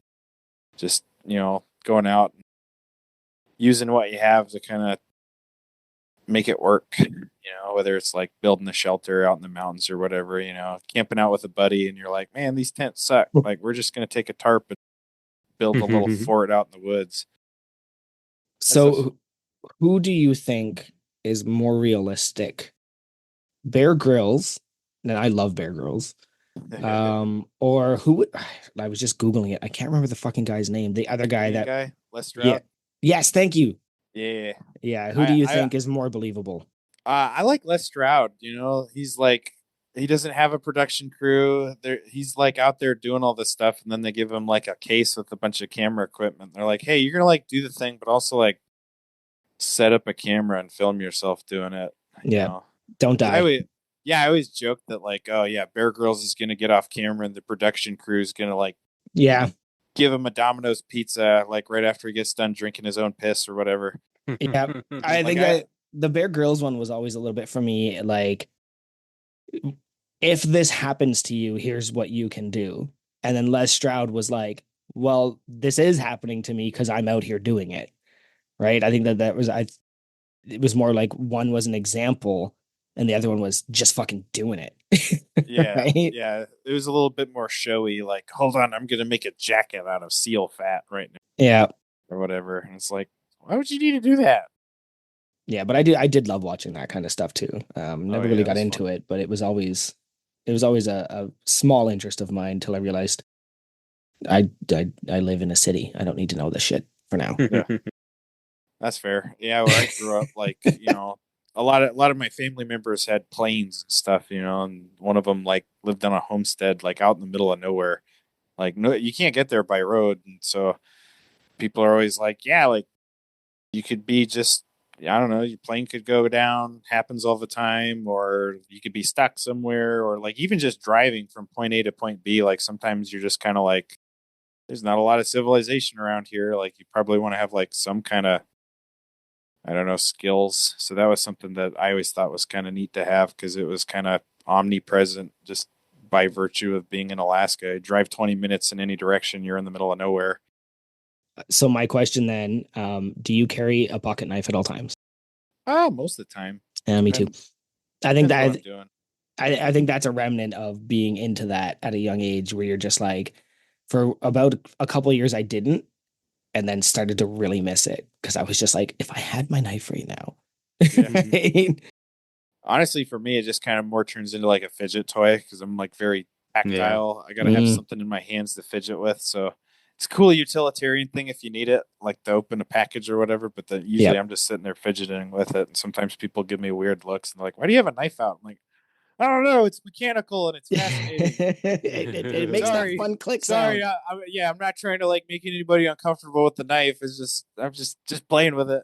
I'll pull it out and I'll start cleaning my nails Yeah. with it, and then you just like you realize suddenly you're looking around and everybody's staring at you, and you're like, it was sharp and my nails were dirty. I realize I look like a psychopath right now. I am sorry. Yeah, you just kind of like lock in, and then everybody's like, "Why does that guy have a knife?" Yeah. Like, oh, wait a minute. Yeah, like I guess Why is everybody I'm looking the at weird me? one here. I was my brother always carries one, and I remember I was at his house and it was a big party, and I was like, he's like, "Oh, can you open that water bottle case?" I was like, "Yeah, sure, give me your knife." He's like, "Just rip it open." And I was like, "No, no, no, like if you cut it in half, you can split it open and it's easier to get to." And he was like, "Just rip it open, dude." I was like, "No, give me your fucking knife." Like it was an argument because I was like, "I assure you, this is the thing too with the Costco knives or Costco water things. You cut them in half and then you bend them in half, right? So that like you just and then you can just reach in and pull out bottles and they don't roll everywhere and you don't have to like fight with it." Smart. And that's when I was just like, I'm so sick of not carrying my own knife anymore. And I think that was the day I was like, I'm never going to be without my knife again. And blame my brother for my craziness. Um, we are going on an hour and a half, so Yeah. I If you want to really ask want to him, ask you. you want to do the impression? Yeah, I want to hear your Kronk impression. Oh, oh, really put me on the spot here. Is Kronk Okay. yeah, okay. So Kronk is the guy that does Joe from Family Guy, right? Yeah. Hey, Peter. There we Hey, go. hey, Peter. What's wrong, Joe? Your legs don't work? Yeah. Eh. Yeah, I know. When Matt was on doing all his impressions, I was like, okay. Yep. Yeah, definitely. I think it's I got something a we few should too. it's something Oh, we should add in here, like your the best impression you do, because some people have really niche impressions where it's just oh like, yeah. oh, this is my high school teacher. Meh. Like, what else do you do? Do you do I'll other tell you impressions? what, I do pretty good, Hank Hill. Ty- Hell ty- yeah. Typically, Oh. when I'm out grilling or whatever, I'll just be sitting there, checking the propane, making sure the meat's working right. Just everything's just coming together. Can you say in that voice, do I look like I know what a JPEG is? I just Do, want a picture I of a saw goddamn that hot today. dog. do I look like I know what a JPEG is? I just want a picture of a goddamn hot dog. Is that show getting did I think I read somewhere. Is that show coming back? Is that a thing? Is there a new Maybe. I series don't or a know, new but I hope season? so. It's a That's good a good one. show. I I don't know if I love ever it. even finished that. Like I know I watched it in like middle school, but I don't know if I ever like stuck with it till the end. I should go back and see if I actually caught all those. 'Cause that's a really good show. That was a good job. I think that was Yeah, that thank was a Hank. fantastic. That was better than the Kronk. Yeah, I think Yeah, the Kronk one's kind of it's not yeah, I think just your Peter was pretty good, and then oh god, that came out wrong. Your Peter Griffin impression was pretty well Big fan of your done. Peter over here. Yeah, Keith Peter. likes my Peter. Oh, good stuff. Well, I think we can move on to a little unpaid or underrated there, Big George. If anyone's not familiar with the game, if you get any of your friends and family listening for the first time, we play a game called Unpaid or Underrated. We're going to give George a handful of questions here that are specific to him, and he has to tell us if he believes they are unpaid, which would be, some people might consider that overrated. We call it unpaid around here. or if he thinks it's pretty cool, he'll call it underrated. So we'll go ahead and dive right in. I'm gonna go with a couple movies from your career and let you see how you feel about them. So I'm gonna start off with the probably the lesser known one, Blown Away. What do you think? Unpaid or Underrated. underrated? Underrated. It's a good movie. Yeah, there's even like a lot of guys I work with that like have never seen Blown Away, and I'm just like, you gotta see Blown Away. It's It is great. a really good movie. It's Yeah, just it's corny, it's over the top. But I love Tommy Lee Jones and like that era of movies he was in. yeah. He's a good And villain in that. He's a very good villain. yeah, just the whole premise of that movie's great. Like it's over the top, has like not realistic at all, but I love it. It's great. Yeah, I yeah. I think feel like you might have a Tommy Lee Jones impression in you if you worked on it. Uh I never thought Yeah. about that one. Yeah. I think that based on what you've done already, I think if you gave that a chance. I want to hear. Yeah, like I'm trying to think of what's Tommy Lee Jones most like. Give it like a 30-second soundbite or even a 10-second soundbite. Like what would it be? I think it'd have to be the I want you to search every dog house, hen house. Every When he's look, doghouse, yep. when he's in the fugitive where they're looking for Kimball right Oh after yeah. the crash. I think that's probably got to be his like most famous like 15-second line or something. I don't know what else would top that. I'm not saying do it now, but I'm just saying No, yeah, yeah. No, like, I was yeah, just I Yeah, like was thinking. that's, I got some more training to do. yeah, I think I that can do it. you Tommy might Lee. have that one in you pretty good.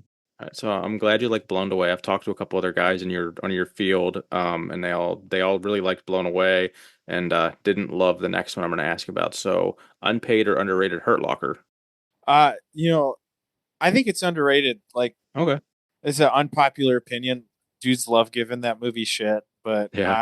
I just love it for some of the quotes. Like there's some really corny lines in there. I quote it all the time, almost like it's like when someone makes a really corny dad joke and everybody's like rolling your eyes at you. They're like, "Oh God, he's quoting this movie again." Like the part where he's like, "Hold on, I think I left my gloves down there," and then the dude's like, "These things misfire all the time." Like I, s- I say that all the time. People are like, "Shut up, dude! Stop quoting that stupid movie."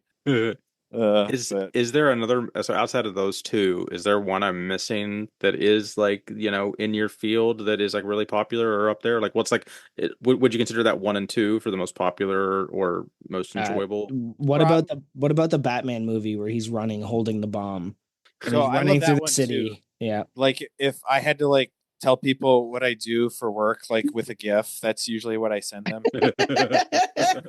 It's like because I love Batman and things that go boom, so I'll be like, like, what do you do for a living? I send them that because it's funny. No, so I did a little bit of research on this one time when I was deployed because we were like super bored, and you watch a lot of movies when you're deployed because there's a lot of downtime, and so we had like a whiteboard of like all the movies to watch, like because you don't get to go home after work or whatever. So we would just hang out in the break room, watch movies all night until people pass out. And so we made like a big whiteboard list of like all the bomb squad movies we could think of. And then we just started like going down the list. And there's some gems in there that I think are kind of underrated. Juggernaut's a classic. If you've never watched Juggernaut, there's like No. this Nope. terrorist guy. It came out in like the 70s, and there's like a cruise ship, and this guy is like, I'm going to put bombs all over this cruise ship. And then these British guys like parachute in to like save the day, and they have like these really tense moments. It's a pretty good movie. I'd say that one's I just great. added it to my watch list and I'll probably watch that before I ever watch Shrek, Jen. I think that's where like the whole cliche of like which wire are you gonna cut kind of thing. Like Oh, okay. Yeah, yeah, that's the movie that like started that whole cliche in Hollywood. So that one's pretty good. Because like the climax of the movie is like this dude like sitting there like 50-50. Completely unrealistic, but I love it. Great movie. Another good one. If you guys love corny Steven Seagal movies, it's called Kicker.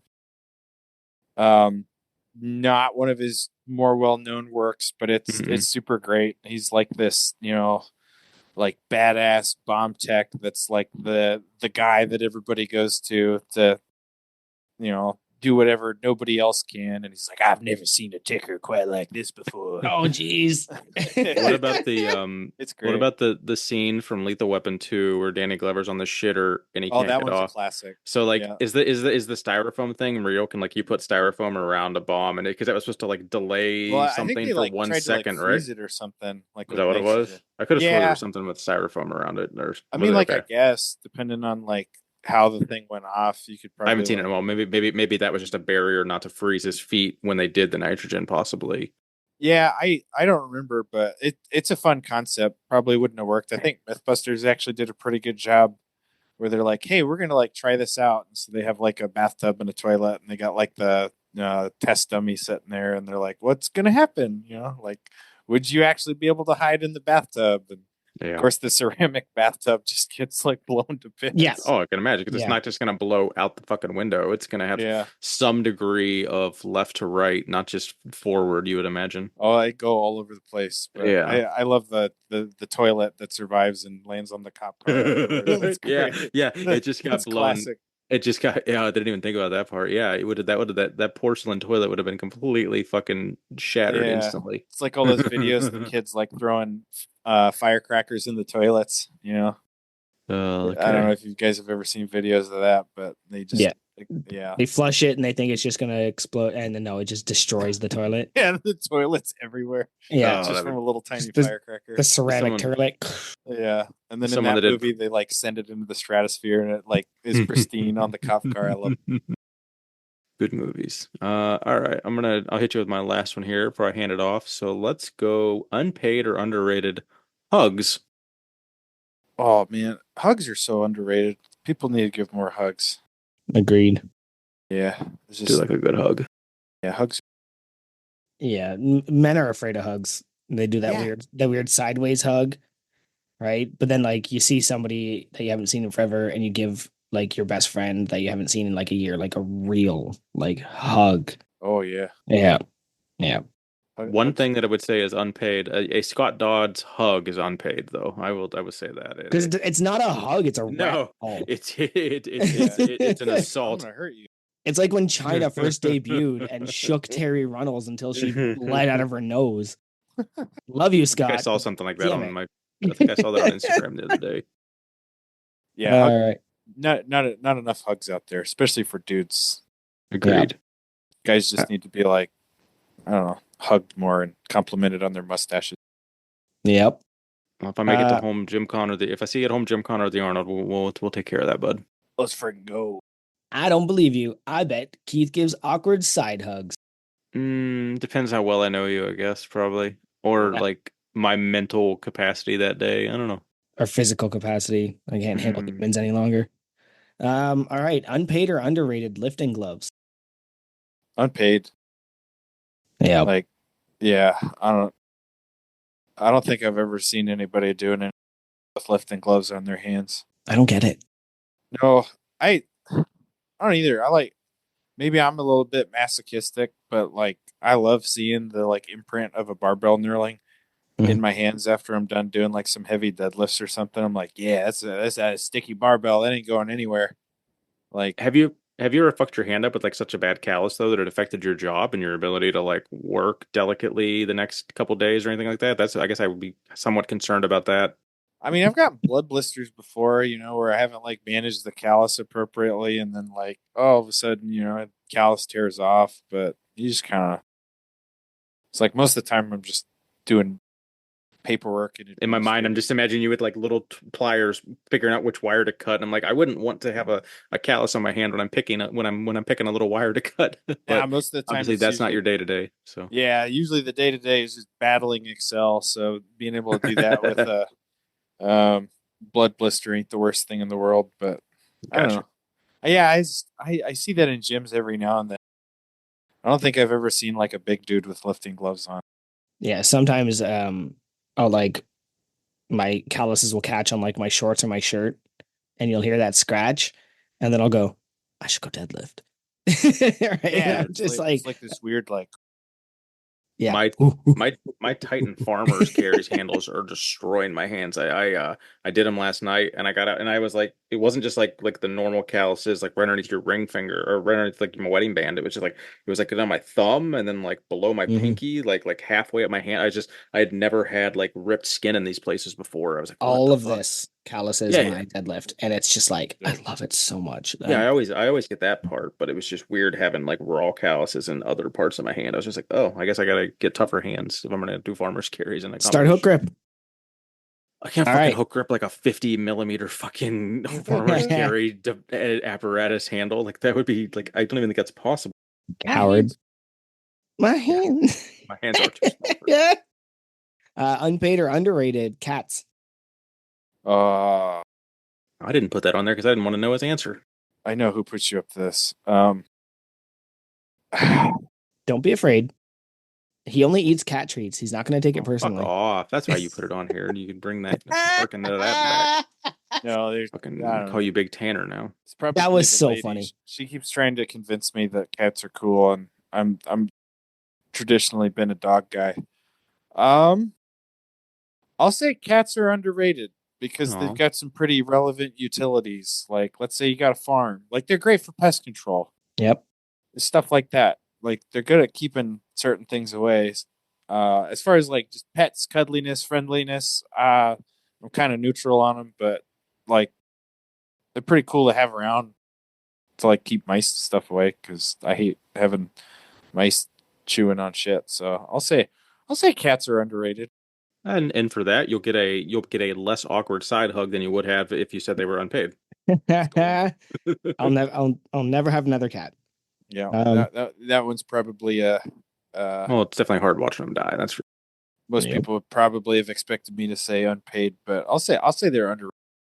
All right. well done. Appreciate I have a few more. Like we can keep going a little bit. Unpaid or underrated Starbucks. Unpaid. Yeah. I'm not a big Starbucks guy. Bougie coffee.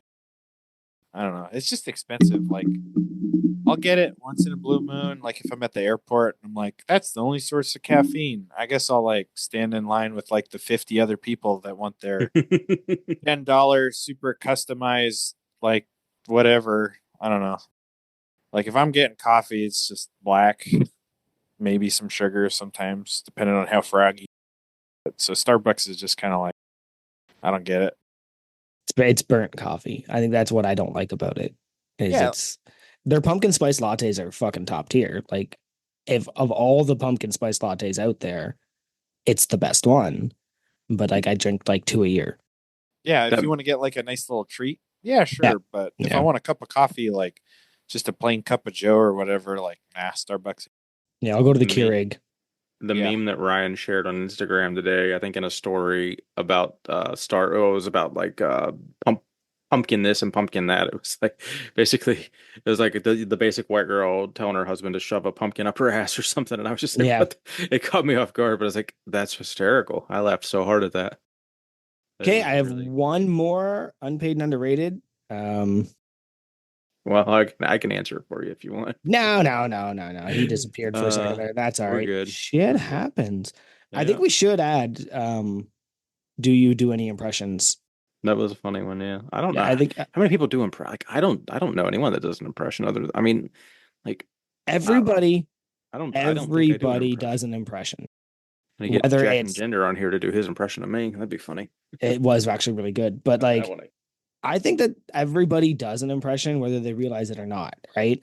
And I think that there's like even if you ask me like my impression of my dad or my impression of my boss, right? There's always or my impression of my wife where it's like me.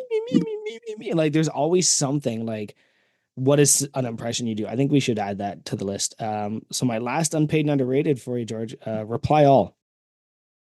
Oh man, too many group chats in the world.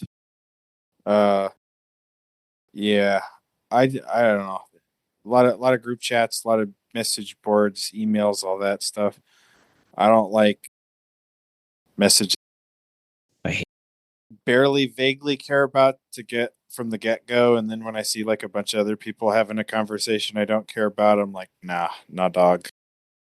Whether it be email chains at work or just group chats, I'm like, please stop making the buzz or notification happen.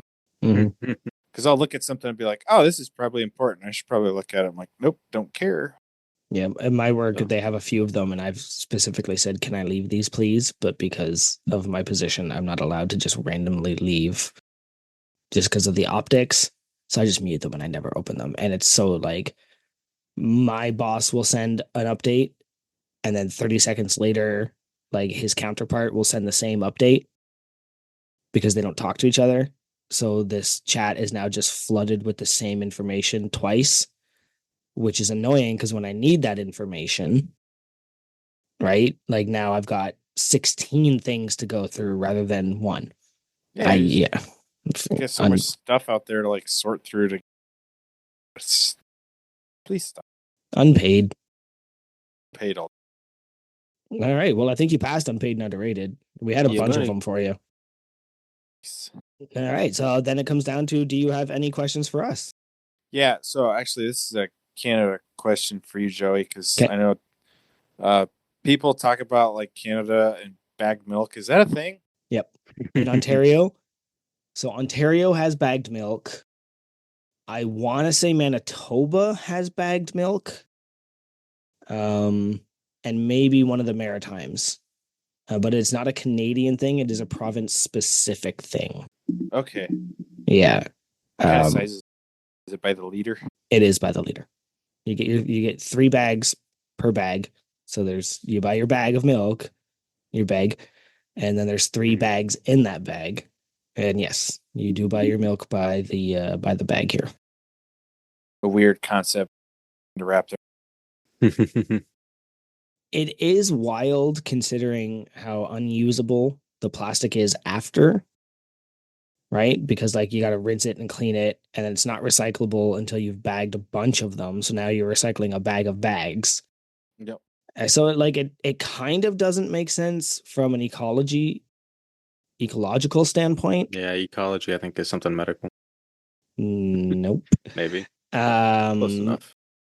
So it is one of those things, and you can get here, like, if you get your like organic farmed blah blah blah blah blah, you can get it in bottles and jugs, but you have to pay a deposit on those.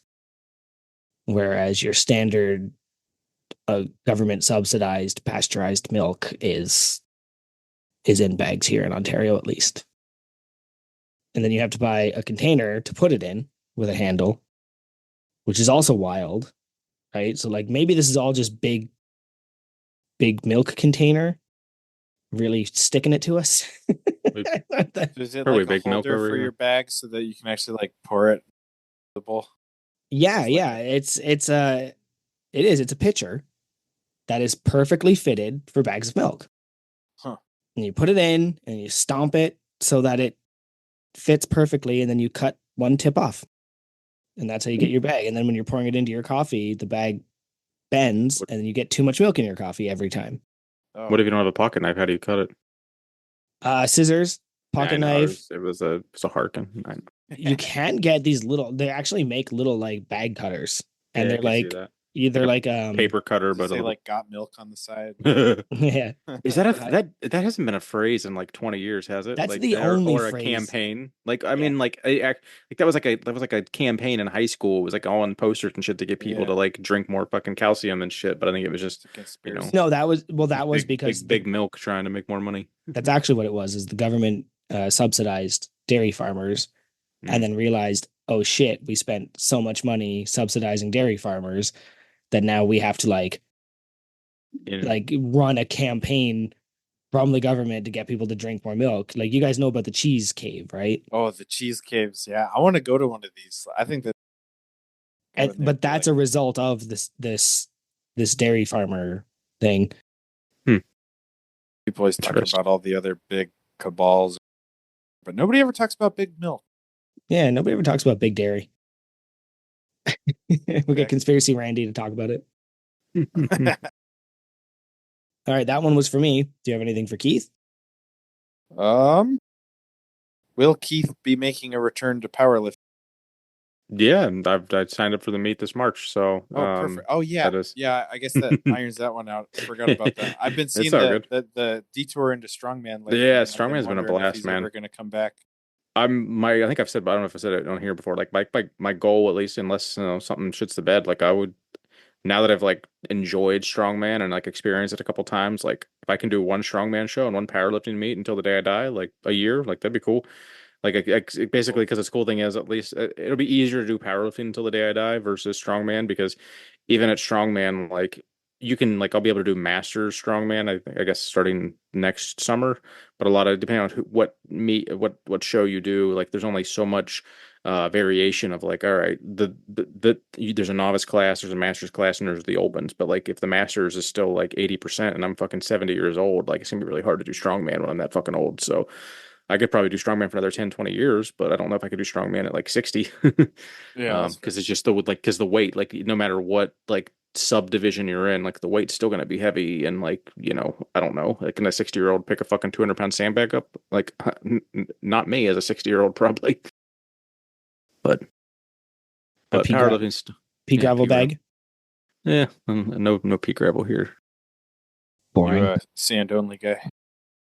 So George is one of the few Alaskans I know. I'm gonna ask you if you've seen one of my favorite shows real quick. I know we're turning it back around on you, but have you ever Oh yeah. seen Northern Northern Exposure? It's like early '90s TV show, late '80s even.